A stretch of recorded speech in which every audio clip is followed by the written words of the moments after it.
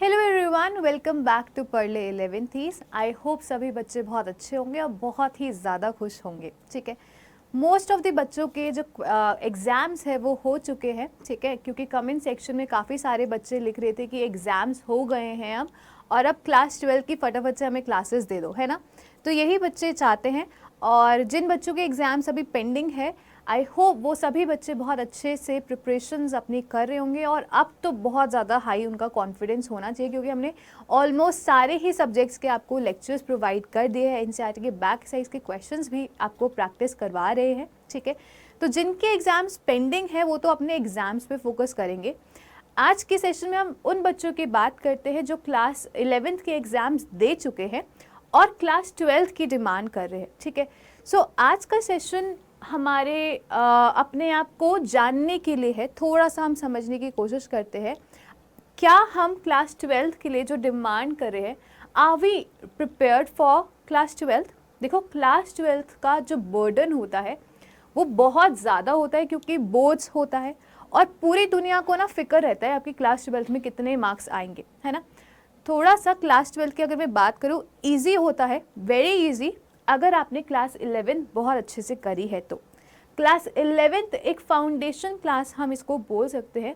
Class 11th में अगर आपने फिजिक्स, केमिस्ट्री, मैथ्स, बायो बहुत अच्छे से करी है तो क्लास 12th आपको मक्खन लगेगी, इतनी ज़्यादा मुश्किल नहीं होती है। ठीक है, तो बस यही मेरा कंसर्न है, अगर हम क्लास 12th में मूव कर रहे होंगे तो क्या हम प्रिपेयर्ड हैं उसके लिए। क्योंकि आप किसी चीज़ को आगे प्रोसीड तभी कर सकते हैं, उसके बारे में तभी सोच सकते हैं जब आप 100% श्योर हो कि हाँ, हम प्रिपेयर्ड है चीज़ों को लेकर। ठीक है, अब कैसे पता लगेगा कि हम क्लास 12th में जाके अच्छा परफॉर्म कर पाएंगे या फिर नहीं कर पाएंगे, वो डिपेंड करता है आपने क्लास 11th में कैसी परफॉर्मेंस दी है।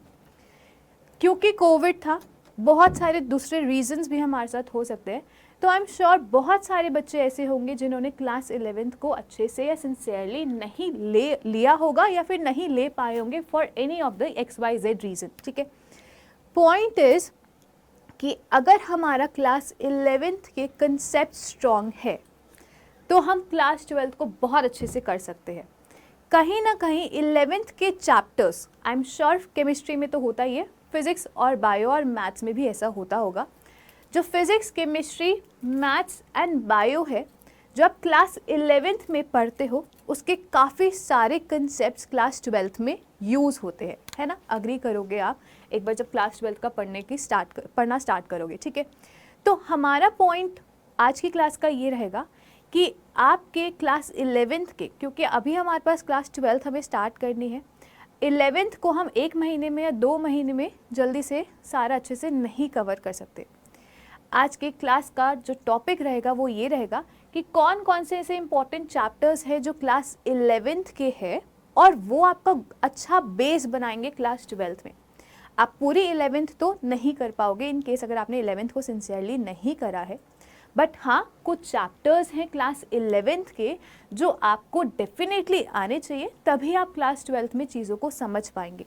तो आज के सेशन का यही टॉपिक हमारे पास है, जहाँ पे हम डिस्कस करेंगे important chapters of class 11th which will make a good base for your class 12th। ठीक है, चलिए स्टार्ट करते हैं। तो अगर आप मुझे नहीं जानते, वैसे तो जानते ही होंगे, मेरा नाम शगुन है और आपको पता है मैं आप लोगों को क्लास 11th में केमिस्ट्री टर्म 2 की मैंने आपको करवा दी है। ठीक है, और जो भी बच्चे हमारे साथ नए कनेक्ट हुए हैं वो कमेंट सेक्शन के अंदर ज़रूर मैसेज करेंगे और पुराने लेक्चर्स को ज़रूर देखेंगे। अब जो चैप्टर्स आपको देखने हैं या जो चैप्टर्स का कंसेप्ट आपको रिवाइज करना है, वो चैप्टर्स हम देखने वाले हैं क्लास 11 के। कौन कौन से ऐसे चैप्टर्स हैं जो डेफिनेटली आपको आने चाहिए। अब अगर हम आगे प्रोसीड करें तो सबसे पहले उन चैप्टर्स की पहले हम बाद में बात करेंगे। पहले हम ये देखते हैं कि क्लास 12 का सिलेबस क्या है। केमिस्ट्री का ही पर्सपेक्टिव मैं आपको यहाँ पे बता रही हूँ। ये क्लास 12 के केमिस्ट्री का सिलेबस है। आपके 16 चैप्टर्स हैं क्लास 12 में। अब कोविड नहीं है तो टर्म 1 और टर्म 2 की एक्सपेक्टेशन मत रखना। होपफुली पूरा ही सिलेबस आपके फाइनल एग्जाम्स में आएगा जो मार्च और अप्रैल में होता है। ठीक है, तो 16 चैप्टर्स होते हैं क्लास 12 में हमारे पास। 70 मार्क्स का पेपर होता है, 30 मार्क्स आपके प्रैक्टिकल्स में और आपके प्रोजेक्ट वर्क्स में लगते हैं। ठीक है, तो थियोरेटिकल पेपर जो हमारे पास होता है वो 70 मार्क्स का होता है केमिस्ट्री का। ठीक है, अब देखते हैं थोड़ा सा इंडिविजुअल चैप्टर्स, और ये क्लास 12th के चैप्टर्स हैं, और हम देखेंगे कि इन चैप्टर्स में कौन से 11th के चैप्टर्स का बेसिक कंसेप्ट लगता है, ठीक है। अब अगर हम बात करते हैं सबसे पहले क्लास 11th में आपने स्टेट्स ऑफ मैटर पढ़ा, टर्म 2 में ही हमने पढ़ा, उसमें गैसियस स्टेट्स के बारे में हमने पढ़ा। आपको पता है मैटर को हम 3 पार्ट्स में डिवाइड कर सकते हैं। Matter on the basis of physical state can be divided into solid, liquid and a gaseous state. Gaseous state वाला जो पोर्शन था वो आप क्लास 11th में कर चुके थे, है ना, स्टेट्स ऑफ मैटर में हमने कर लिया था। अब जो आपका सॉलिड स्टेट है और लिक्विड स्टेट है, सॉलिड स्टेट आप पढ़ते हो क्लास 12th में, ठीक है। फर्स्ट चैप्टर आपका जो क्लास 12th में पढ़ना होता है वो सॉलिड स्टेट का होता है। दिस इज फिजिकल केमिस्ट्री, ये पूरा आपका फिजिकल केमिस्ट्री की कैटेगरी में जाएगा, ठीक है। इसके बाद लिक्विड स्टेट में आप सॉल्यूशंस यहाँ पे क्लास 12th में पढ़ते हो। सॉलिड स्टेट बहुत ही प्यारा चैप्टर है, बहुत छोटू सा और क्यूट सा चैप्टर है, अगर आपको चीज़ें समझ आ गई तो। अगर नहीं समझ आई तो दिक्कत की बात है, ठीक है। वैसे समझ आ जाती है, छोटू सा चैप्टर है, इजी है, इसमें कोई भी दूसरे चैप्टर्स कनेक्टेड नहीं है, ठीक है। फिजिकल केमिस्ट्री की एक खासियत ये होती है कि चैप्टर्स आपस में इंटरलिंक्ड नहीं होते, वेराज ऑर्गेनिक केमिस्ट्री में चैप्टर्स आपस में इंटरलिंक्ड होते हैं। कुछ हैलोएल्केन्स एंड हैलोएरीन्स जैसे आपका चैप्टर है, उसके कुछ कंसेप्ट्स या कुछ इक्वेशंस आपकी अल्कोहल फिनॉल ईथर्स में भी लगेंगी, तो थोड़ा सा ऑर्गेनिक केमिस्ट्री इंटर रिलेटेड होता है। लेकिन फिजिकल केमिस्ट्री आपके चैप्टर्स जो होते हैं वो आपके इंडिविजुअल चैप्टर्स होते हैं, ठीक है। फॉर एग्जाम्पल अगर आपने सॉलिड स्टेट करा, आप उनकी क्लासेस नहीं ले पाए सॉलिड स्टेट की, तो सॉल्यूशन में आपको ये नहीं सोचना कि मुझे सॉलिड स्टेट नहीं आता तो सॉल्यूशन भी नहीं आएगा, ऐसे बहुत सारे बच्चे सोचते हैं, ऐसा आपको नहीं सोचना है। फिजिकल केमिस्ट्री के चैप्टर्स इंटरलिंक्ड नहीं होते हैं, लेकिन हाँ थोड़ा सा बेसिक पोर्शन आपको पता होना चाहिए फिजिकल केमिस्ट्री का, ठीक है। तो सॉलिड स्टेट की अगर हम बात करें तो बहुत प्यारा छोटा सा चैप्टर है, आप इसको इंडिविजुअली कर सकते हो। लेकिन हाँ जब हम बात करते हैं सॉल्यूशंस की, आप सॉल्यूशंस को तभी सीख सकते हो, आप सॉल्यूशन चैप्टर को तभी समझ सकते हो जब आपको क्लास 11th का ये वाला चैप्टर आता होगा। सॉल्यूशन में बहुत सारी चीज़ें आपकी लगती है। इस चैप्टर के अंदर, ये क्लास 11th का चैप्टर है, some basic concepts of chemistry. इसमें आपकी बहुत ही बेसिक चीज़ें जैसे मोल्स क्या होते हैं, Avogadro's number, mole fraction, molarity, concentration terms जो होते हैं, मोलारिटी, मोलालिटी, नॉर्मेलिटी, ये कॉन्सेंट्रेशन टर्म्स का यूज़ होता है सॉल्यूशंस में भी, ठीक है। तो ये इंपॉर्टेंट है। इस चैप्टर में से मोल्स, कॉन्सेंट्रेशन टर्म्स जितनी भी है, मोलारिटी, मोलालिटी और नॉर्मेलिटी, ये कॉन्सेंट्रेशन टर्म्स आपको पता होनी चाहिए, कॉन्सेंट्रेशन टर्म्स आपको यहाँ पे पता होनी चाहिए इस चैप्टर की, ठीक है। मोल फ्रैक्शन क्या होता है, यूनिट्स, सब कुछ आपको इस चैप्टर का पता होना चाहिए। तो this is the foundation chapter of physical chemistry. अगर आपको फिजिकल केमिस्ट्री सीखनी है तो ये चैप्टर तो मस्ट है, आपको इसकी बेसिक पोर्शन, बेसिक चीज़ें पता होनी चाहिए, ठीक है। तो क्लास 11th का जो चैप्टर आपको ज़रूर आना चाहिए वो फर्स्ट चैप्टर ज़रूर आना चाहिए, क्योंकि इसके कंसेप्ट्स क्लास 12th के सॉल्यूशन चैप्टर में लगने वाले हैं। इलेक्ट्रोकेमिस्ट्री में भी हम मोल्स वगैरह की बात करते हैं तो उसमें भी आपको हेल्प मिलेगी, ठीक है। बाकी ये सारे इंटरकनेक्टेड नहीं होते हैं। क्लियर हुआ? तो सॉल्यूशंस, इलेक्ट्रोकेमिस्ट्री और या फिर आप बोल सकते हो फिजिकल केमिस्ट्री के चैप्टर्स के लिए आपको फर्स्ट चैप्टर क्लास 11th का आना चाहिए। कर लोगे? ठीक है। अब देखो, अगर हम बात करते हैं chemical kinetics and surface chemistry, छोटे छोटे चैप्टर्स हैं, अच्छे चैप्टर्स हैं, इंटरेस्टिंग चैप्टर्स हैं, इंटरेस्ट बनाएंगे केमिस्ट्री के अंदर, ठीक है। केमिकल काइनेटिक्स की बात करते हैं तो थोड़ा सा आपको ये पता होना चाहिए किस तरीके से केमिकल रिएक्शन को हम चलाते हैं, ठीक है। तो इक्विलिब्रियम चैप्टर जो आपके क्लास 11th में है, उसमें ये नहीं बोलूँगी कि आयनिक इक्विलिब्रियम कर लो। अगर आपको करना है, अगर आपने कुछ भी नहीं कर रखा तो केमिकल इक्विलिब्रियम वाला पोर्शन आपको डेफिनेटली आना चाहिए, क्योंकि किस तरीके से केमिकल रिएक्शन को चलाया जाता है उसकी इंफॉर्मेशन जो है वो थोड़ा सा कहीं ना कहीं केमिकल काइनेटिक्स में यूज़ होता है। तो इक्विलिब्रियम में केमिकल इक्विलिब्रियम वाला पोर्शन आप क्लास 11 से कर सकते हो, so that chemical kinetics chapter में आपको दिक्कत ना आए, ठीक है।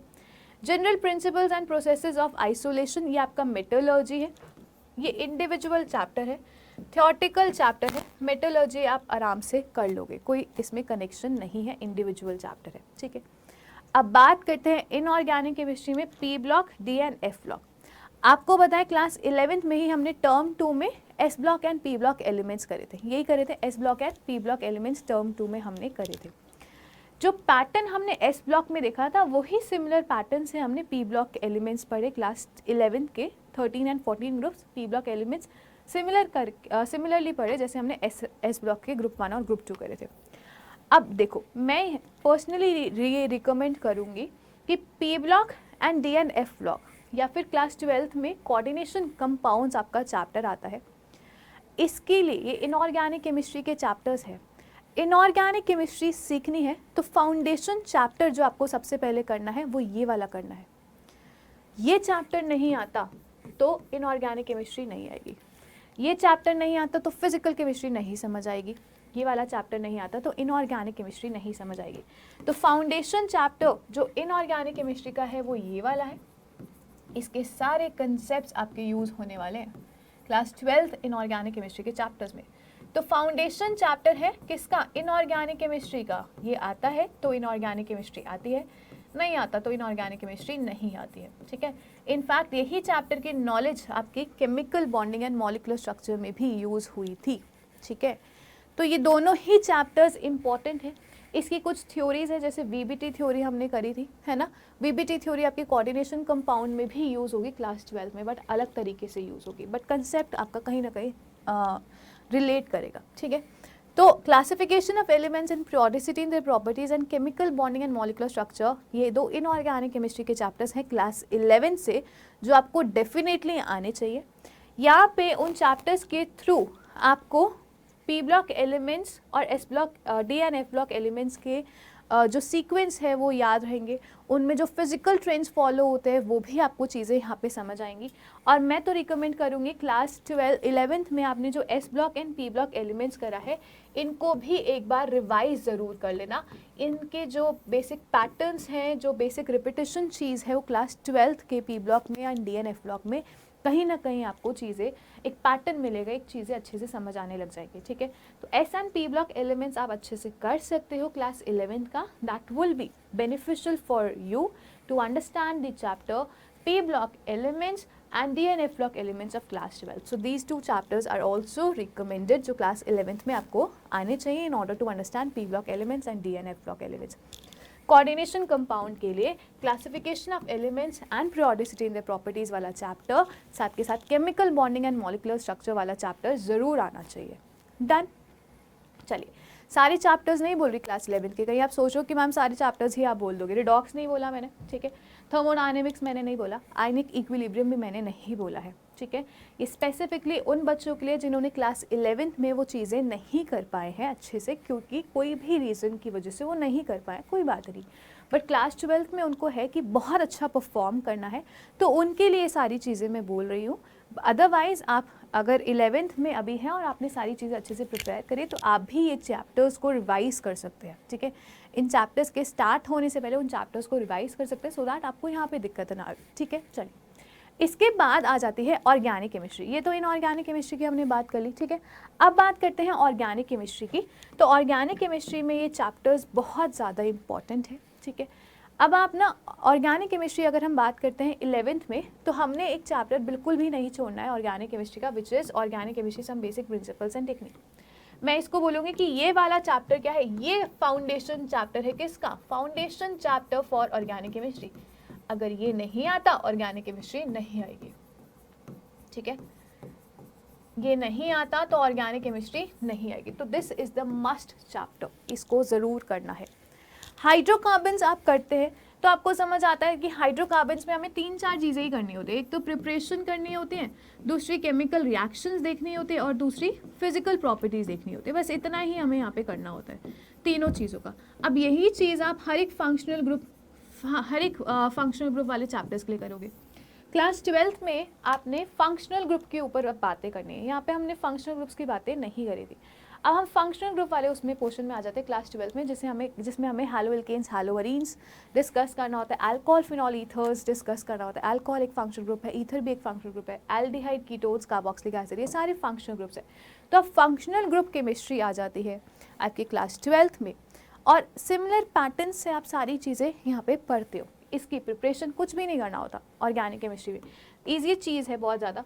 अब आप इसकी प्रिपरेशन करेंगे, इसकी फिजिकल प्रॉपर्टीज़ पढ़ेंगे, इसकी केमिकल रिएक्शंस करेंगे, ऐसे ही इसकी आप प्रिपरेशन करेंगे, इसकी फिजिकल प्रॉपर्टीज केमिकल रिएक्शंस करेंगे। ऐसे ही अल्कोहल की प्रिपरेशन है, फिजिकल प्रॉपर्टीज है, केमिकल रिएक्शंस है। फिनॉल्स की प्रिपरेशन है, केमिकल रिएक्शंस है, फिजिकल प्रॉपर्टीज है। तीनों चीज़ें यहाँ पे पढ़नी होती है और ज़्यादा कुछ नहीं पढ़ना होता है। ऐसे ही एल्डिहाइड्स में 3 चीज़ें, प्रिपरेशन करो, उसकी प्रॉपर्टी पढ़ो, उसकी केमिकल रिएक्शंस करो, ठीक है। तो ये सारी चीज़ें आपको यहाँ पे करनी होती है।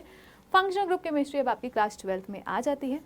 थोड़ा सा बेसिक पोर्शन आपको क्लास 12th का पता होना चाहिए, जिसमें हम क्या डिस्कस करते हैं, जिसमें chapter organic chemistry some basic principles and technique का इलेक्ट्रॉनिक इफेक्ट बहुत ज़्यादा इंपॉर्टेंट है, उसका बहुत ज़्यादा कंसेप्ट यहाँ पे यूज़ होता है। Resonance, electromeric effect, hyper conjugation, ये सारी चीज़ें आपको बतानी है। स्टेबिलिटी, कार्बोकेटाइन, कार्बन की वैलेंसीज, ये सारी चीज़ें आपको पता होनी चाहिए, तो वो चैप्टर आप ज़रूर कर लेना। आइसोमेरिज्म, आईयूपैक नॉमेनक्लेचर, सब कुछ पता होना चाहिए, ठीक है। तो ऑर्गेनिक केमिस्ट्री आपकी सॉर्ट हो जाएगी। अगर वो आता है तो आपको ये सब कुछ आ जाएगा। बायोमॉलिक्यूल्स की अगर हम बात करें तो बायोमॉलिक्यूल्स में थोड़ा सा फंडामेंटल आपका लगेगा इस चैप्टर का। अगर आपने ये चैप्टर नहीं करा तो बायोमॉलिक्यूल्स में थोड़ी सी प्रॉब्लम आएगी, ठीक है। बाकी इजी चैप्टर है, क्लियर है। पॉलीमर्स इंडिविजुअल चैप्टर है, किसी से कनेक्टेड नहीं है। ऐसे ही केमिस्ट्री इन एवरीडे लाइफ किसी से भी कनेक्टेड नहीं है, इंडिविजुअल चैप्टर्स है। ये 3 चैप्टर्स कौन से, मेटलर्जी वाला, ये वाला और ये वाला, इंडिविजुअल चैप्टर्स है, इंटरकनेक्टेड नहीं है। हाँ, ये वाले चैप्टर्स इंटरकनेक्टेड हैं एक दूसरे से, क्योंकि organic chemistry is a very wide chapter आप बोल सकते हो। अगर हम बात करें इलेक्ट्रोकेमिस्ट्री को, electrochemistry is an individual chapter, किसी से कनेक्टेड नहीं है वो, ठीक है। थोड़ा सा कंसेप्ट वहाँ पे थर्मोडायनेमिक्स का यूज़ होता है और उसमें भी डेल्टा जी लेस दैन 0 वाला का यूज़ होता है, वो तो हम फिर भी रिपीट कर देते हैं। बट इसको आप इंडिविजुअली पढ़ सकते हो, लेकिन इनको पढ़ना है तो सारे चैप्टर्स आपको आने चाहिए, ये इंटरकनेक्टेड थोड़ा सा होता है, ठीक है। तो ये छोटी सी बात थी। तो कौन कौन से चैप्टर्स ऐसे क्लास 11th के हैं जो आपको डेफिनेटली करने हैं before we move to class 12th, ठीक है। एक तो ये वाला चैप्टर करना है, first chapter some basic concepts of your chemistry, ठीक है। इसमें मोल्स वगैरह यूज़ होते हैं, ये फिजिकल केमिस्ट्री का फाउंडेशन चैप्टर है। इक्विलिब्रियम में केमिकल इक्विलिब्रियम ज़रूर पढ़ लेना। क्लासिफिकेशन ऑफ एलिमेंट वाला chapter is must to understand in organic chemistry. Chemical bonding and molecular structure is also very important. इसके बाद P block elements and S block elements मैं आपको बोलूँगी कि ज़रूर पढ़ लेना, क्योंकि फिर यही सेम पैटर्न आपका क्लास 12th के P block elements and D N F block में समझ आएगा। दिस इज मस्ट चैप्टर जो आपको करना चाहिए। हाइड्रोकार्बन आपका चॉइस है, आप कर लेते तो बेटर रहता है, ठीक है, अदरवाइज कोई बात नहीं। चलिए, सो आज की क्लास में हमने ये डिस्कस करा है कि कौन कौन से क्लास 11th के चैप्टर्स हैं जो आपको डेफिनेटली आने चाहिए। अब देखो, टर्म 2 का तो मैंने पूरा करवा दिया है। अब टर्म 1 में से स्पेसिफिकली इन चैप्टर्स में से कोई टॉपिक पूछना चाहते हैं या फिर कोई चैप्टर आप चाहते हैं कि मैं पूरा पढ़ाऊँ, है ना, जो टर्म 1 में, क्योंकि हमने टर्म 2 से स्टार्ट करा है, टर्म 1 में हम चीज़ें नहीं कर पाए थे, तो टर्म 1 के अगर कुछ चैप्टर्स हैं आपको चाहिए, या टर्म 2 में स्पेसिफिकली किसी भी चैप्टर को कोई टॉपिक आपको समझ नहीं आया and you want more questions to be practice from that particular topic, या कंसेप्ट को और गहराई में समझना है, तो वो सारी चीज़ें आप मुझे कमेंट सेक्शन के अंदर बताएंगे, ठीक है। इस वीडियो को स्प्रेड ज़रूर करेंगे, this will help you all guys, ठीक है। जितने भी बच्चे क्लास 11th में हैं, जितने भी आपके फ्रेंड्स हैं, इस वीडियो को ज़रूर शेयर करना, बिकॉज जब भी हम कुछ अच्छा शेयर करते हैं, किसी की हेल्प हम कर पाते हैं, तो कहीं ना कहीं हमारी हेल्प भगवान भी कर देता है। दिस इज़ माई बिलीफ, ठीक है। उसी पर्पज़ से मैं आपके लिए ये वीडियो लेके आई हूँ। हमें बहुत ज़्यादा डर लगता है कि क्या हम क्लास 12th में अच्छे से परफॉर्म कर पाएंगे या फिर नहीं कर पाएंगे, if in case we were not academically much good in class 11th, ठीक है। और ये डर सही भी है, अगर आप क्लास 11th में अच्छा परफॉर्म नहीं कर पाते हैं, कहीं ना कहीं उसका इम्पैक्ट क्लास 12th में देखने को मिलता है, ठीक है। अब ऐसा तो है नहीं ना, क्लास 12 स्टार्ट होने में सपोज करो 1 मंथ अभी बचा हुआ है, अप्रैल में सपोज करो हमने टर्म क्लास 12 का सेशन स्टार्ट करना है, तो अभी जो आपके मार्च में 15-20 डेज बचे हुए हैं, क्यों ना हम इसमें क्लास 11th के कंसेप्ट को स्ट्रॉन्ग कर ले। अब इसका मतलब ये तो नहीं है ना कि आप पूरी क्लास 11th 1-2-20 दिन में कर लोगे, that is next to impossible, ठीक है। तो ऐसा क्या करें, तो ऐसे में ये वाले चैप्टर ज़रूर कर लें जो क्लास 12th में बहुत काम आएंगे, ठीक है। तो मेरा जो पर्पस है आपको ये बताने का, आपको सिर्फ ये बताना है मुझे कि क्लास 11th में ये चैप्टर ज़रूर कर लेना जो क्लास 12th में आपको डेफिनेटली हेल्प करेंगे। अपनी फ्रेंड्स को भी ये वीडियो को शेयर कर सकते हो, और कौन कौन से ऐसे टॉपिक्स हैं जो आप चाहते हो कि आपके लिए मैं लेके आऊँ, चाहे वो टर्म 1 या टर्म 2 से हो, वो आप मुझे कमेंट सेक्शन में ज़रूर बताएंगे, ठीक है। आई होप आपको ये वीडियो बहुत ज़्यादा हेल्प करे। अपनी प्रिपरेशंस को बहुत अच्छे से करना अगर आप अभी आपके एग्ज़ाम्स पूरे नहीं हुए हैं, ठीक है। और जिनके एग्ज़ाम्स हो चुके हैं वो अब थोड़ा सा सिंसियर हो जाओ। होली आप खेल लेना, कोई प्रॉब्लम नहीं है, होली के दिन हम पूरा इन्जॉय करेंगे, but before that no much planning.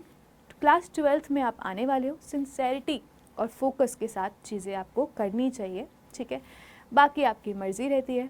Wishing you all the best for your preparations in case अगर आपके एग्ज़ाम्स हैं तो, और एग्ज़ाम्स नहीं है तो wishing you all the best and congratulations to you all for being promoted to class 12th, ठीक है।